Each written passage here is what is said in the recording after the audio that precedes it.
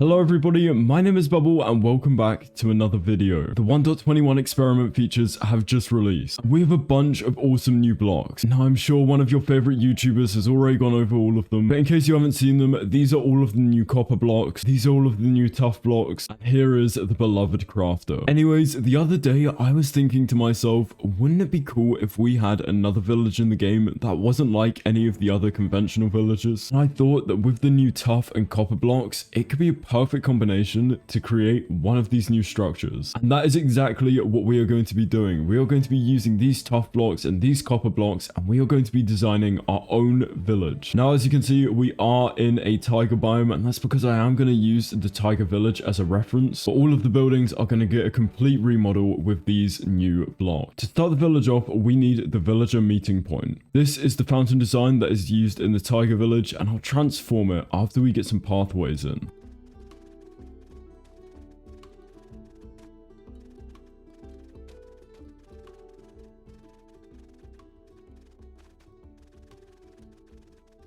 From the center point, I have made the pathway go out in all 4 directions. So now it's onto the fun bit. Firstly, let's change the design of this meeting point. Personally, I'm seeing this village being very industrial, so I don't really want water as the center point. Starting by removing the cobblestone and filling the ground in, I made a bulb design for the corners. And yeah, I'm loving that. After repeating it in the other corner, I wanted to do something different for the other 2. I'm thinking that we could potentially have a lightning rod instead. I don't know, maybe that will just sort of add to the industrial feel. And yeah, that worked. Now, obviously, every centerpiece, it does need the bell. So I'm going to put down some chisel tough and then put the bell on top. And yeah, that looks pretty cool. This village is going to include a load of the professions. We have an armor and a weapon stand, a mason, leather worker, butcher, cartographer, a librarian, a toolsmith, a farm design, and 2 different house designs. Starting off with the armor stand, I replaced the walls with tough, removed the spruce logs, added a new tough roof, and upgraded the chimney. Yeah, I'm really loving that, especially with the smoke coming out of the chimney here. I think that's awesome. The next build that I'm going to do is this weaponsmith station. Again, starting by removing all the spruce logs, replacing the walls with tough, and adding some exposed copper trapdoors for a barrier. And I finished the weapon stand off with the tough roof. To be honest, I think I'm going to swap some of them out for just the normal copper trapdoors. I'm also just going to add some of the cut copper around the place to replace some of the exposed cut copper. I'm not going to use any of the weathered or oxidized copper in this build. That's because I've got an even cooler idea for it. We're now going to add in the butcher's house, and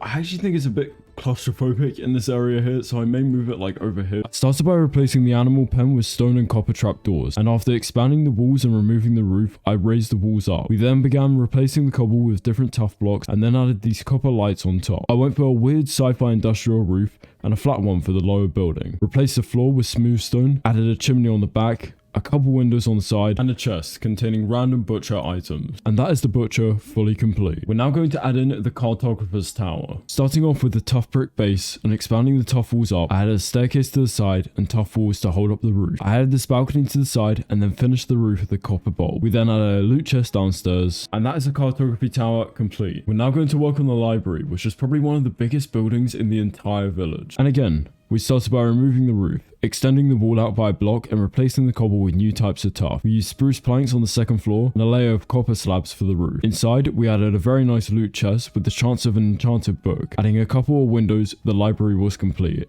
and it was time to make the mason. By destroying the whole building and adding a porch to the side, changing up the floor and moving the stone cutter, we built a pergola on the side and built up the walls with tuff and our copper bolt. We placed a flat roof on top and finished it off with some exterior details. We then began working on the boring leather worker. Starting by removing the roof and adding some lights, we used the same roof design as the butchers and replaced the walls with tar. We added another pergola outside covering the cauldrons and moved on to the toolsmith. Just like the masons, I wanted this building to have a large outer area. We then replaced the walls with tuff and made this weird roof pattern. Added a nice little loot chest for any passerby, and that was the toolsmith's complete. I decided that it was time to design a farm. We used tuff as the base and spruce fence gates for the fence, placing trapdoors over the water so you don't fall in, and after adding crops and a composter, the farm was complete.